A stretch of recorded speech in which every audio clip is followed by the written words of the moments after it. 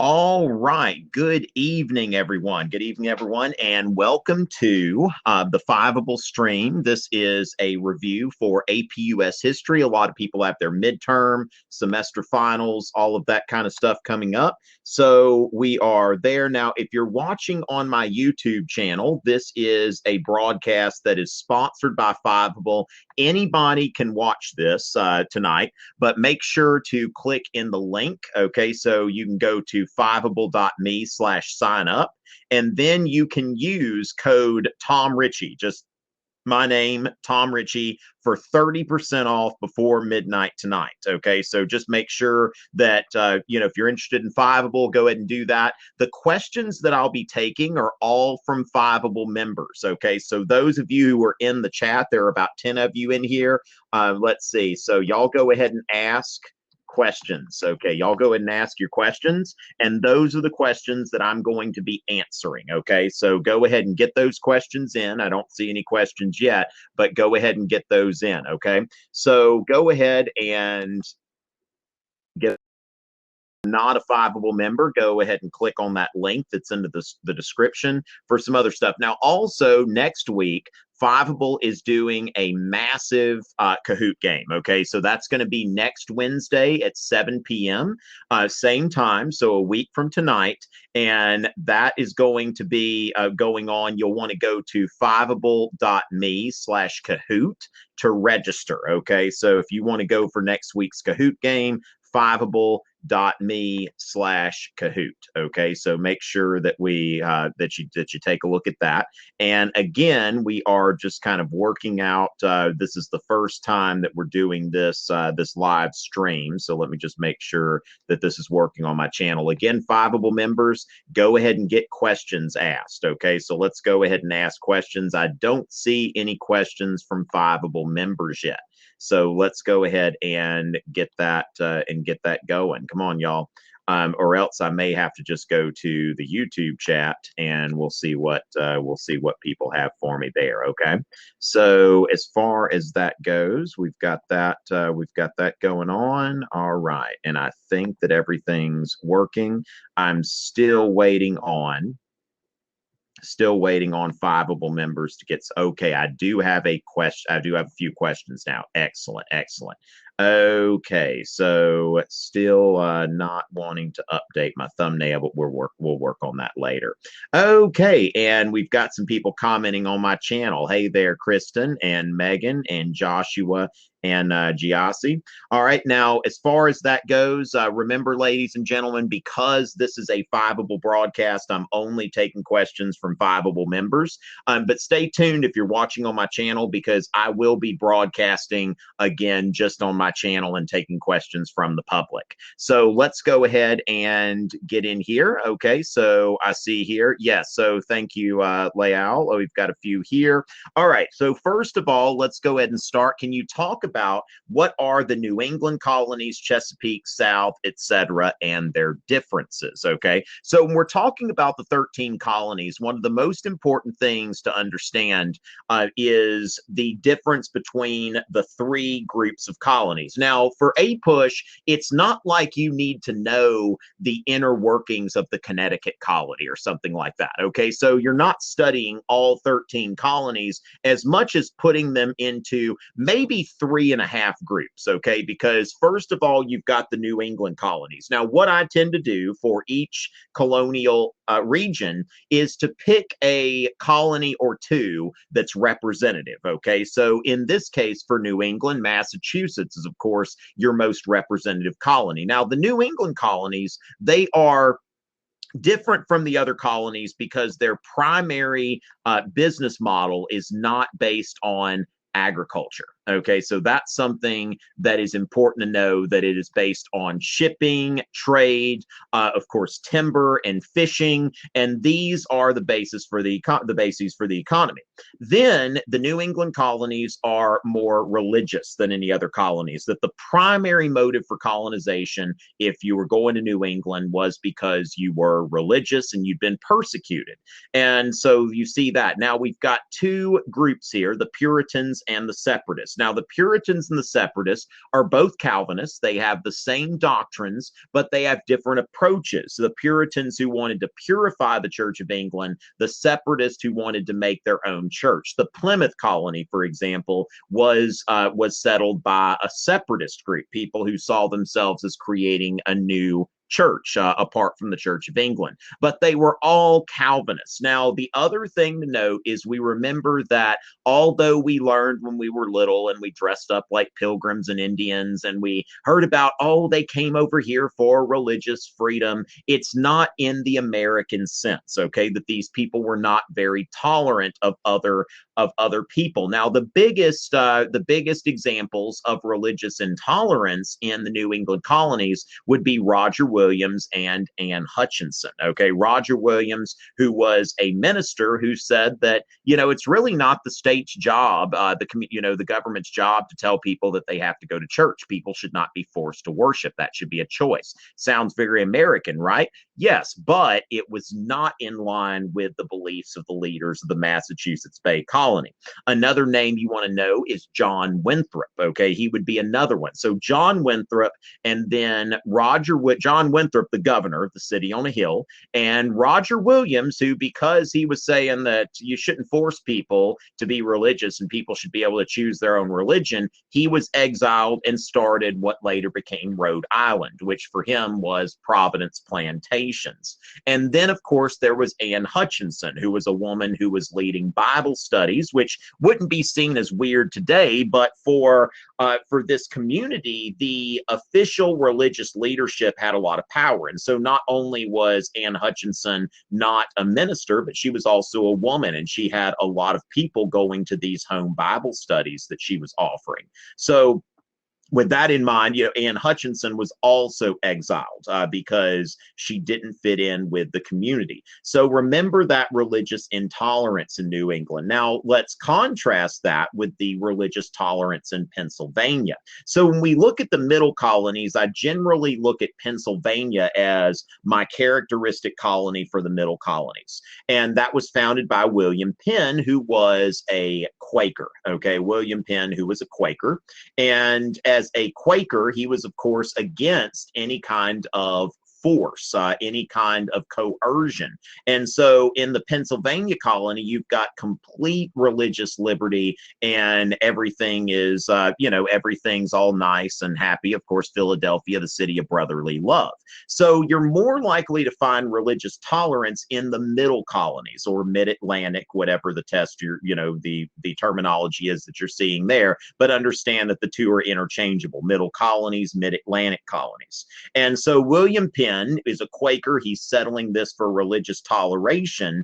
And then you've got, as far as that goes, the economy of the middle colonies. The economy of the middle colonies was based on staple crops. Okay, staple crops meaning crops to eat: corn, wheat. Okay, so they're growing staple crops. Now, then we go to the southern colonies. Now, when you mention the Chesapeake colonies, remember that the Chesapeake colonies, that's the Chesapeake Bay. One thing that happens to a lot of people is they confuse the Chesapeake Bay with the Massachusetts Bay. Okay, the Chesapeake Bay is that bay that you see where Virginia and Maryland, it's got that little thing that kind of juts out. That's the Chesapeake Bay. So when we talk about the Chesapeake colonies, we're talking specifically about Virginia and Maryland. So it's kind of the upper South. And this is where tobacco was cultivated. So the Virginia colony and the Maryland colony as well, they are focusing on the cultivation of tobacco. And that shows you, that goes into the southern focus on cash crops, which is going to be pretty consistent throughout the history of the colonies in the United States during the Civil War. Now, until the Civil War, but the only thing that changes is the actual crop. One thing you want to remember about colonial America: there's no cotton being grown as a cash crop. It was too inefficient before the cotton gin came around. So the Chesapeake colonies, you're looking at Virginia and Maryland, colonies that are focused on cash crop agriculture, not as likely to be religious as you saw in the New England and some of the middle colonies. And also, as far as like the Carolina colony, South Carolina, you're going to see also cash crops, but rice and indigo. instead of tobacco, like you're going to see in Virginia and Maryland, and I suppose, the North Carolina colony, because North Carolina grows a lot of tobacco today. So remember that the Chesapeake colonies, it's kind of a subcategorization of the Southern colonies, and we're talking about those colonies around the Chesapeake Bay. One last thing that I'll focus on is that while both New England and the Southern colonies, they both had representative government, these traditions of representative government that you see brought in by the British. But the New England tradition is much more egalitarian, based on town meetings, where everybody pretty much has an equal say. Whereas in the South, you have a much more aristocratic basis for government, where it's determined by land ownership, and you have representative government where the large landowners would meet in assemblies such as the Virginia House of Burgesses, which is the oldest representative assembly in the present day United States. So that's a little review of colonial America for you. Okay, so as far as then looking at let me see a few things here. Let me see if I can get these. Now, remember, those of you who are Fiveable members and you're in here in the Fiveable chat, you can upvote questions, okay? So if somebody's asked a question that you think, you know what, I'd like to see that question answered too, then you'll get to see, you'll get to do that. So really, I'm going to kind of base this on the upvotes. Okay. Now, what was a social effect of the Mexican-American War? Now, as far as a social effect, I'm not quite, I've never heard the question asked that particular way. But the biggest effect of the Mexican-American War is now you've got all of this land that what are we going to do with it? Specifically in terms of, is this land going to be open to slavery or is it not? The Wilmot Proviso, remember, which said, even though it never passed the full Congress, it was a policy position. It was a policy statement by the free soilers that any land taken from Mexico is going to be closed to slavery. So that's the thing about the Mexican-American War, is it completes this process of manifest destiny almost, because you've got the Gadsden Purchase, which, according to Jimmy Fallon, nobody ever makes a joke about, right? But the Gadsden Purchase, later we get a little bit extra. But as far as the Mexican Cession, that's what, and it leads to the Compromise of 1850. So I don't know if I would necessarily. Now, the other thing to note is that this exam really, years ago, it used to, the exam, the way it was written, used to go into like political, economic, social, that sort of thing. It's not that like regimented anymore. So, when you ask those questions, think about like an overall effect rather than just a social effect. But you can see that the Mexican-American War definitely ignited conflicts over slavery in the West. Remember that there were only the abolitionists, who were a very small group before the 1850s. And even during the 1850s, they were a substantial minority. Only the abolitionists had a problem with slavery in Alabama. Whereas the free soilers, most of your anti-slavery movements in the 1850s, the more popular ones, they were much more focused on stopping the spread of slavery into the West. And that, of course, the Mexican-American War brings this together on a whole new front. And that kind of gets to the question that you've asked here. Let's see. We've got one question here that I'm trying to figure out. Okay, I want to do this as a question. Okay, the question's already been posted. What effect did manifest destiny have on slavery?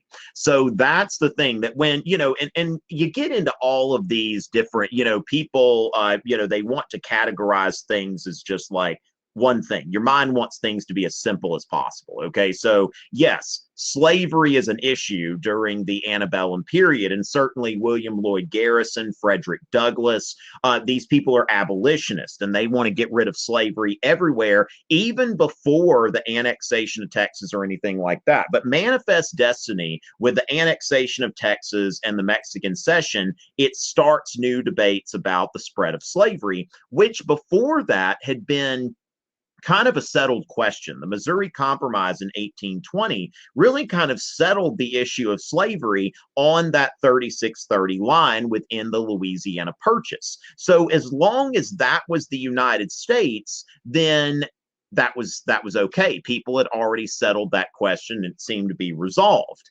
But when you go to enter manifest destiny and we've got all this new land, do you extend the Missouri Compromise line to the Pacific? Do you continue to let states in as slave state, free state, slave state, free state, where they're on equal terms with each other? So, do you do that? What is it that, how do we handle this? And so manifest destiny really gave rise to the free soil movement, this movement that slavery will not be allowed to spread to the West. And certainly Texas was the last slave state ever admitted into the Union. After that, all of the states that were admitted were free states. There's not a single slave state that was admitted in the 1850s. Of course, Kansas, you had the two constitutions, but then during the Civil War, they took the Topeka Constitution rather than the pro-slavery Lecompton Constitution. All right. Now, as far as the First Great Awakening, okay. Now, there are a lot of people that try to connect the First Great Awakening to the Revolutionary War, and I'm not sure what, there are a lot of, sometimes I get these questions and I don't know where they come from if you're trying to answer something specific for your homework, but it's like in trying to, it's just we try to shove these things into a box, okay? But as far as what's important about the First Great Awakening, it brought about a more emotional approach to religion. And if you think about that, I mean, that's one thing that's kind of a trademark of the United States. If you think about religions that emphasize a more emotional approach and a less rigid approach, those are present mostly in the United States and places where the United States sends missionaries. Now, the emotional preaching is a big deal about the First Great Awakening.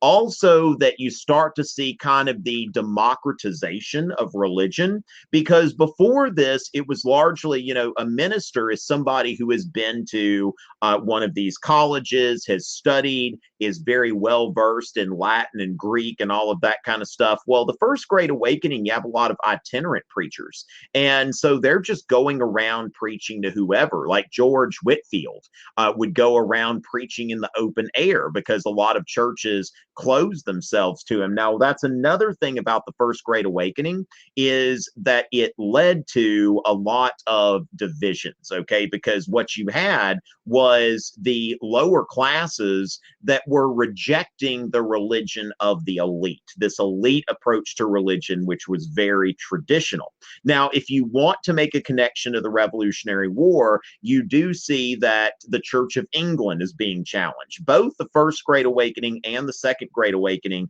you see a rise in evangelical denominations, the Baptists, the Methodists, and other groups like that, that are still very prevalent where I live in the South.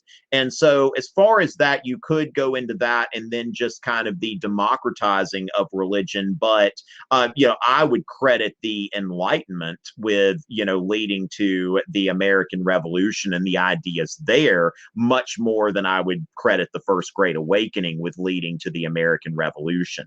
And that gives us a nice little segue here. What were the differences between the First and Second Great Awakening?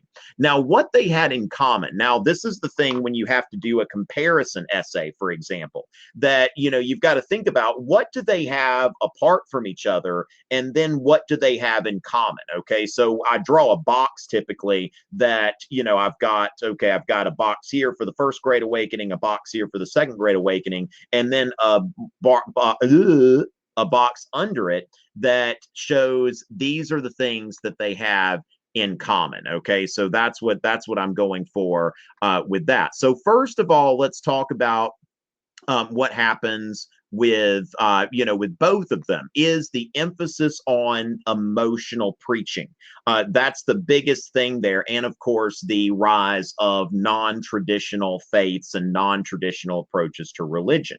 Now, the First Great Awakening, even though you had this emotional hellfire and brimstone preaching, it was very heavily influenced by Calvinism. So when you think about like sinners in the hands of an angry God, you're basically in God's hands. You're hanging by a thread. It doesn't really talk about your power to influence your eternal salvation. It's more focused on you need to be afraid of God. That is this Calvinist approach, because God's already made the decision before you were born, right? And then in the Second Great Awakening, the approach is much more based on a doctrine called Arminianism, which has nothing to do with the country of Armenia, but it was a guy, a Dutchman actually, Jacobus Arminius, who was a member of the Dutch Reformed Church, but he challenged some of the prevailing Calvinist concepts. And Arminianism is a religious term, which you don't necessarily need to know this term for the APUSH exam, but it might not hurt, that it's focused on that the individual has some say, okay, that God has like Calvinism, God has made his decision and there's really nothing you can do about it. Arminianism, God has pretty much left it to you. He has given you a say in whether you want to receive salvation or not. And that's why when you look at, like, when you go to a church service that's evangelical in nature, that you see an altar call at the end where they say, does anybody feel convicted? Do you want to come up and and profess your faith? And so that's one of the things about the Second Great Awakening, is that you have a choice in the matter. And the other thing is, if you have a choice in the matter and God is, it's like God's offered you eternal life, but if you're doing bad things, then you're probably not going to heaven. And so when you start to think about, well, they start challenging all of these social evils, that after the Second Great Awakening, it's like, well, you know what? There are all these things that are wrong in the country today, like slavery and people drinking alcohol and beating their wives and stuff like that. And so you see that the reform movements, that's the biggest thing there, I think, with the Second Great Awakening, is it gave rise to social reform movements such as abolitionism and temperance. And so that's really, I think, the biggest legacy of the Second Great Awakening, whereas the First Great Awakening challenged prevailing religious institutions, but didn't lead to the same degree of social reform afterwards. All right. So as far as this goes, okay. So let me take a look. Remember, Fiveable members, y'all can upvote. Now I see here. Oh my goodness, really? Okay, again, sometimes y'all, okay, try to keep these questions focused on what might actually be like preparing you for the exam, and not so much to answer a specific question, okay? Because that's really more of this just reads more like a homework question, but I'm not sure here. Now the thing is, I'll take a stab at it. 1844, of course, was the year that James K. Polk was elected president, and James K. Polk is, of course, associated with the concept of manifest destiny. And so government policies from 1844, which after James K. Polk was elected, but before he even took office, the United States annexed Texas by joint resolution of Congress. So that was a manifest destiny that was a manifest destiny program. And of course, the Mexican-American War and the Mexican Cession. Now, I would say 1862, you're talking about the Pacific Railway Act and the Homestead Act. So I would say that fairly consistent, even though in 1844 you see the Democratic kind of manifest destiny view, but in 1862 those bills that are passed by Congress, the Pacific Railway Act and the Homestead Act, these are really, they're focused on settling the West. And so with that, that's something that you can kind of make a distinction on there. But yeah, I would say that they were fairly consistent consistent because the United States government throughout that period remained focused on the settlement of the West. Okay, and can I mention a brief timeline of political parties? Okay, so the first now, of course, before even the first two-party system, you had, of course, kind of the temporary party system, if you could call it that during ratification, the Federalists and the Anti-Federalists. Now, that is not really so much a party as much as, where it's a one-issue kind of thing. So the Federalists and the Anti-Federalists, and then the Constitution is ratified. Now, once the Constitution is ratified, it was a few years before political parties really took shape. And what happened, of course, where you had these differences of opinion between Jefferson and Hamilton, that it became evident that Hamilton had a view of what the Constitution meant and what he wanted for the federal government. Of course, I don't think Hamilton really cared that much about the Constitution as much as a means to an end for a larger central government. And of course, you could say that Jefferson, it's a very similar thing. Jefferson didn't even have a hand in drafting the Constitution, but Hamilton saw the Constitution as more of a nationalistic kind of document, which of course is what he wanted to see. And then for Jefferson, it's more the articles on steroids. And again, just kind of what he wanted to see there. And so it became apparent that you've got really two philosophies here. And of course, that leads, you see James Madison starting to go over to Jefferson, because although he and Hamilton had a shared interest in ratifying the Constitution, once the Constitution was ratified, Madison thought that Hamilton was going a bit too far with things. Okay, so as far as that goes, you have the first party system, the Republicans and the Federalists. The Jeffersonian Republicans, sometimes referred to as Democratic Republicans. Historically, the history discipline has referred to this party as Jeffersonian Republicans, but it looks like the redesigned exam is using the Democratic Republican format, which I think, is usually political science, but it's something to distinguish Jefferson's party from the Republican Party that comes up later. Now, the first two-party system, you've got really this Jefferson versus Hamilton, okay, the Hamiltonian Federalists versus the Jeffersonian Republicans, and this lasts through the War of 1812. And after the War of 1812, you have what's called the era of good feelings. Now, it doesn't mean that there was never any political discontent, but James Monroe, in his by the end of his first term, and remember, the War of 1812 was kind of the nail. The Federalists really had ceased to be nationally competitive before the War of 1812, but after the War of 1812, the Hartford Convention was, of course, cast as a treasonous, gathering, whether it was or not. I think the Hartford Convention had a lot of good ideas that they proposed, but that was something that after the War of 1812, the Federalist Party never was really able to regroup to compete on a national level.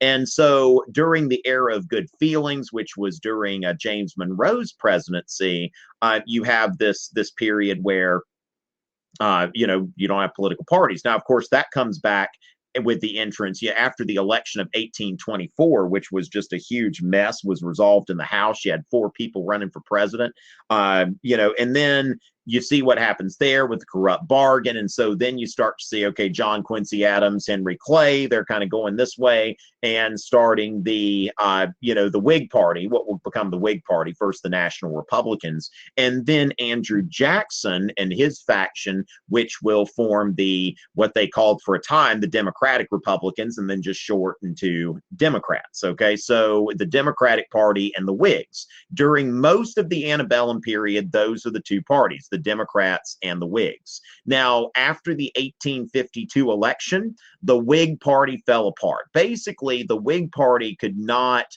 withstand its conflicts after the Mexican-American War, because the Southern Whigs were friendly toward the interest of slavery, and the Northern Whigs very much were not. And so the after the election of 1852, the Whig Party pretty much split up, and that's where you have, the third party system, which materializes after 1860. Okay, where you have the Republic. Now, the Republicans contested the 1856 election, so you could say that it began the 1850s, but at the same time, the Republicans didn't necessarily contest the 1856 election as strongly as they did later. But it's in the 1850s that you see the formation of the party system that we know today, the Democrats and the Republicans. All right, so as far as that goes, so first party system, the Jeffersonian Republicans and the Federalists, era of good feelings. Second party system, the Democrats and the Whigs. And then the third party system, the Democrats and the Republicans. And so we've got that question answered as well. Okay. So with that, and remember, Fiveable members, y'all can actually upvote questions. So I've got a couple of upvoted questions here. And the mid-19th century, what were the causes and the consequences of religious and intellectual movements on American reform? Okay, so as far as that goes, I would say the Second Great Awakening had a major impact on American reform movements as far as an inspiration. If you're looking at the utopian communities, if you've taken AP Euro before, thinking about Romanticism, that is something that had a big influence on some of these writers and some of these communities that were formed at that time. And of course, the abolitionist movement, this is something that really changed the political climate of the United States as that gained steam. Remember, Jefferson, when he heard about the Missouri Compromise, Jefferson, even though he was retired, he was very panicked because he said that once people start arguing over slavery as a national issue, it's kind of like today. I mean, if you think about like abortion, for example, if that were something that was decided within states, that there wouldn't really be a lot of controversy in most states. But once that becomes a national issue, then people start to line up in opposing camps, and it becomes very controversial to the point where there's not really a solution to it. And slavery was something similar as that became a federal issue. But the abolitionists, who were influenced by the Second Great Awakening and a desire to do good and to do things that are a desire to do things that are in line with what God wants, we see that there came to be a position where there really wasn't any shot of any kind of meaningful compromise between people who felt one way or the other. And so with that, I would look at that. Now, can I briefly go over the major compromises in the antebellum period? Gladly. Okay, so the major compromises. Now, remember, we start with our friend Henry Clay, the great compromiser. Okay, and so Henry Clay is famous for three compromises. All right, you've got the Missouri Compromise, the Nullification Compromise, and the Compromise of 1850. So that's why Henry Clay gets so much credit for being a compromiser, is he participated in all three of those compromises and was really like one of the biggest people there. Even though the Compromise of 1850, Stephen Douglas probably deserves more credit than Henry Clay because he actually did a lot of the legwork there. So the Missouri Compromise, basically what happens there is the controversy was over whether Missouri comes in as a slave state or as a free state. Okay, is Missouri going to come in as a slave state or a free state? And at the time, now, of course, a lot of things are changing at this time. Okay, so a lot of things are changing around that time. And what's going on here is that at the time, remember, you've got, we admit a slave state, then a free state, a slave state, and a free state, a slave state, and a free state. And so Missouri was, when you look at a map of the United States and you look at the slave states and the free states as they were, Missouri is just a little bit, a little bit north of, it was the northernmost slave state. When it's about the same as, Maryland, Kentucky, all of that, but it goes a little farther north, and it caused some alarm because, when after the American Revolution, the states north of the Mason-Dixon line started gradually emancipating slaves, and the conventional wisdom was that slavery is eventually going to going to work its way out. But with Missouri, it was like, well, wait, maybe slavery's actually expanding. And of course, this is the time when the cotton gin is catching on and all of that.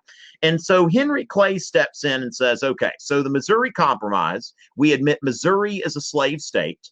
And then to make sure that there's not a dominance of, because what people were concerned about was that Missouri is going to lead to slave states being in the majority. And that was unacceptable to politicians from the free states at that time. And so he said, look, Massachusetts has this Maine district there, and let's just make that its own state. Makes sense, right? Because they're not even connected.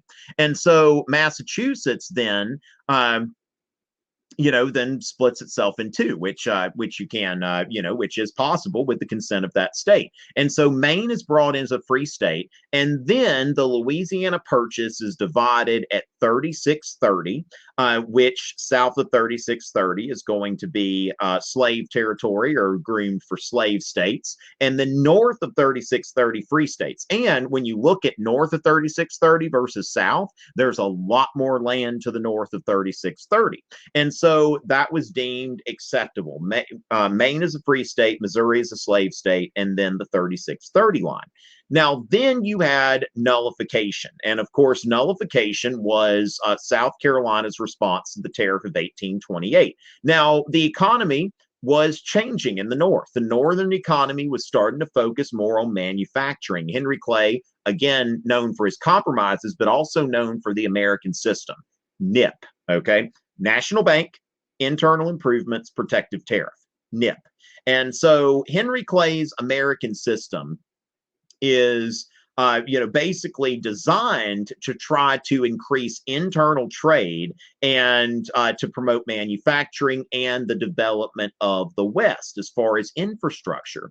And so the thing is, though, that didn't really help the South, okay, because the South was doing very well at that time, trading back and forth with Europe because they were getting better prices for manufactured goods from Europe than they were getting other places, okay. So as far as that goes, the South really was okay with the status quo and with low tariffs. So when the Tariff of 1828 was passed, which was the highest protective tariff in the history of the United States, Hawley-Smoot tariff during the Depression was second place. But what you have to understand is, first of all, the difference between a revenue and a protective tariff. Okay, a revenue tariff. Revenue means money coming in. So a revenue tariff is a tariff to raise money for the government. The government at that time was primarily funded through tariffs, and so the revenue tariff is to raise money from the government and it's it's typically a low tariff because you're not trying to reduce you're not trying to reduce trade. You're just trying to make a little money for the government. Now, a protective tariff is a tariff that is a tariff that's passed in order to protect domestic industry. Okay, it's there to protect domestic industry, and it's really there kind of to discourage trade. And so as far as that goes, there was a dispute whether protective tariffs are constitutional, whether the federal government can pass a tariff if there's an ulterior motive, if it's not there to pay the debts of the United States, provide for the common defense. Because if you interpret the Constitution very strictly, taxes have to have a justification a justification. So it has to be something that is promoting the general welfare, providing for the common defense, paying the debts of the United States. Well, if the tax is being paid largely by one section of the country, for protecting industry in another section of the country, then that is not paying the debts of the United States. It's not promoting the general overall welfare, and it is not providing for the common defense. And so, Calhoun wrote the South Carolina Exposition, which defended the doctrine of nullification, that basically if the federal government passes a law that violates the Constitution as the people in a state see it, then they can unilaterally nullify that law. Now, what Henry Clay did, Jackson was like, I'm going to go down to South Carolina. I'm going to hang the first nullifier I see. And Henry Clay's like, hold that thought. All right, let me go ahead and see what I can do here. So what Henry Clay did was he engineered the Compromise Tariff of 1833. And this tariff, over the next 10 years, it basically tapered down the protective rates. And so South Carolina agreed to rescind its ordinance of nullification, and you avoided what very well could have been a military showdown between the federal government and the state of South Carolina, which was going to refuse to protect tariffs if that nullification ordinance had gone into effect. So you've got the nullification compromise. Then finally, you've got the Compromise of 1850. Now, I've very recently done a video and a rap on YouTube about the Compromise of 1850, or what you're more than welcome to check it out. The Compromise of 1850, of course, the immediate context is the Mexican-American War and the Mexican Cession. What are we going to do with it? So California petitioned to come into the Union as a free state. All right. And so when California petitioned to come in the Union as a free state, the Southern congressmen are like, whoa, wait a minute here. Aren't we supposed to, California, that's really big, okay? Maybe that should be divided into two states, the southern part being a slave state and the northern part being a free state. And also, California had never been organized as a territory. And so, there was a procedural issue because these people are asking to come into the Union, but where are they coming from? What gives them the right to do this? Okay, what gives them the right to petition to come into the Union? And so, as far as that is concerned, we're not. They're just like, we don't want to do that. Now, Henry Clay's like, okay, how do we get them into the Union? How do we admit California's a free state, which is something Henry Clay wanted to do? So as far as that goes, then a fugitive slave law, okay? Because one of the biggest complaints of the upper South, especially, was that the northern states were not returning fugitive slaves, even though the Constitution at the time said that in the Fugitive Slave Act of 1793 but the Fugitive Slave Act of 1793 didn't really have a lot of strong mechanisms. It didn't force the states to cooperate, and it didn't give a lot of direct federal support. And so Henry Clay then engineers this kind of compromise, and of course Stephen Douglas as well, that okay, so in order to get some of the Southern congressmen to vote for California to be admitted as a free state, that this stronger fugitive slave law is passed, which obligates states to cooperate with the federal government and puts federal officials in charge of some of these proceedings. And so this, of course, got to be very controversial. You want to know that the Fugitive Slave Act was the most controversial part of the Compromise of 1850 because it did not give somebody accused of being a slave, it did not give them jury trials. And there were actually some northern states who passed personal liberty laws saying that anybody that is accused of being a slave in this state will get a jury trial as is their right by the Constitution. So what we have there is what they would call de facto nullification. They didn't nullify the Fugitive Slave Act, but they passed state laws which would make it more difficult for federal officials to enforce that law. So so you've got that. Admit California is a free state, a stronger fugitive slave law. Then the next two of the five parts are about the Mexican Cession. Okay, so what they decide to do is in order to not have a controversy or debate over slavery in the Mexican Cession, you had Lewis Cass and Stephen Douglas. They had the doctrine of popular sovereignty or squatter sovereignty to let the settlers decide the status of slavery in the territories. So that is agreed on. That way, Congress doesn't have to make a decision. And then the fourth part is that Texas still claimed land that was in the Mexican cession. Okay, so around Santa Fe, New Mexico, what is today Santa Fe, New Mexico. And the federal government gave Texas $10 million. They assumed Texas war debt of $10 million, and Texas gave up the claims in the Mexican cession. So that's done. 2 and 2. Okay, divide this into parts. And then finally, the fifth part was that the slave trade, not slavery itself, but the slave trade was abolished in Washington, D.C. Okay, so that's the other part of this. All right, and remember, those of you watching on YouTube, there is a link to learn more about Fiveable and its products, and also, or its membership, and also I want to let's see. So you can use the code Tom Ritchie before midnight if you want to get a Fiveable membership. I'll go ahead and put that here in the comments. And also, there is going to be a Kahoot game that is going to be open to everyone. Okay, so make sure if you want to, the Kahoot game is limited in the number of people that can participate. So if you want to go ahead and get yourself on the list for the Kahoot game, I've gone ahead and put that into the description. If you go to fiveable.me/Kahoot, okay, so if you want to register for the Kahoot game, I'm going to put this in the YouTube chat. Okay, make sure that y'all register for that. And of course, if you want to get information about a Fiveable membership, that is fiveable.me/sign up. Yeah, AP Euro, I'm going to actually be broadcasting again at 9. Okay, I will be broadcasting again at 9 for AP Euro. So we're going to be doing, right now I'm focused on APUS, but I'm going to be focusing on AP Euro next time. Okay.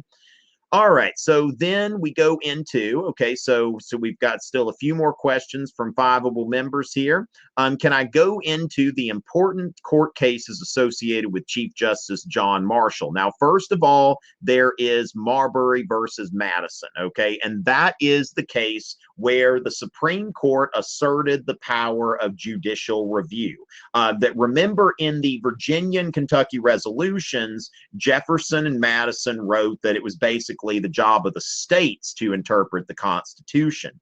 And so then John Marshall's like, it's the job of the Supreme Court. And so that was the first case where the Supreme Court actively asserted its prerogative to decide whether or not a law is compatible with the Constitution and throw it out if it's not. Then you've got Mcculloch versus Maryland. Mcculloch versus Maryland.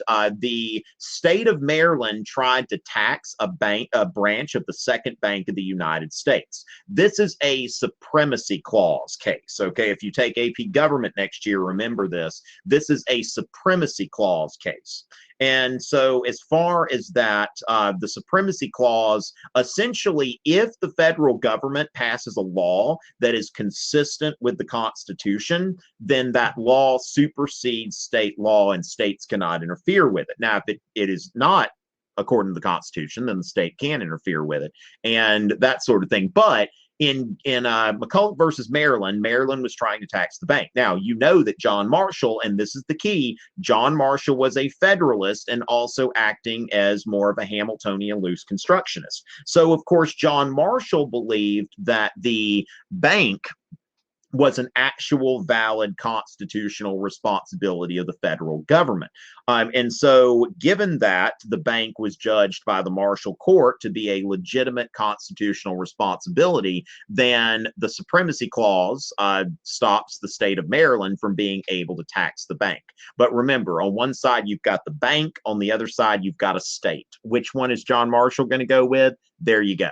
And then you've got Gibbons versus Ogden, which was a Commerce Clause case. Now, this goes on with when you're thinking about the rise of the market economy during the Jacksonian period, where you see that like steamboats and that sort of thing. Well, New York, the state of New York, gave a steamship company a monopoly. And so then Cornelius Vanderbilt and his bunch, they start running a steamship line between New York and New Jersey. And the state of New York tried to say, you can't come in here and do this because you don't have a license in the state of New York. You don't have monopoly. And so in Gibbons versus Ogden, the Marshall Court ruled that, well, no, that is interstate commerce because they're going between states. So one state cannot stop commerce from coming into the state by granting a monopoly. And so what impact did the Transcontinental Railroad have on Native Americans? The Transcontinental Railroad was pretty much the nail in the coffin there, because you can't have transcontinental railroads and have large herds of buffalo. And so that's where you're running into, essentially, the buffalo were being killed off, which made the Plains Indians' lifestyle untenable, because if there aren't enough buffalo to hunt, then that was their food supply, basically, that they ate bison and followed the bison herds around. So yeah, the Transcontinental Railroad, pretty much the nail in the coffin for the Western Native Americans.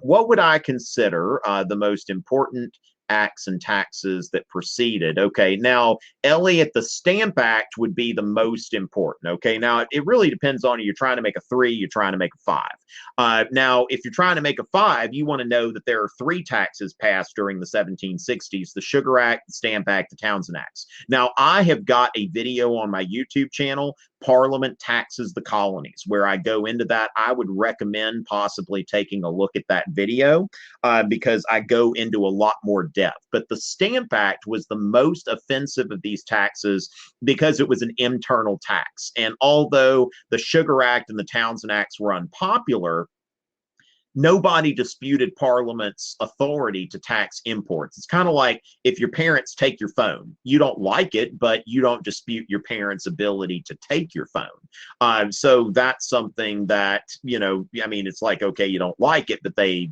can do it.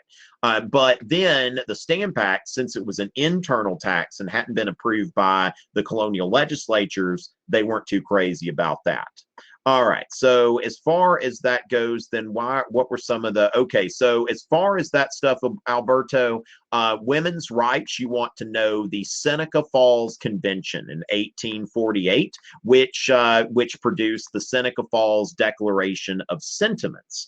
The Seneca Falls Declaration of Sentiments, which was modeled after the Declaration of Independence, which said that all men and women are created equal, and it demanded the right to vote for women, which of course was not recognized.